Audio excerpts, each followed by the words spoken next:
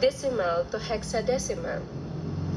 First is you're going to divide the decimal number by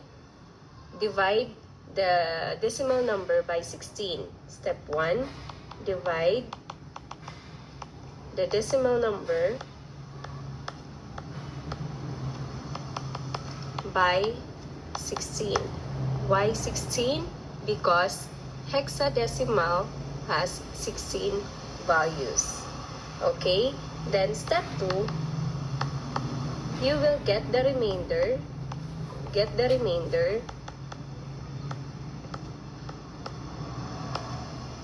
And step 3,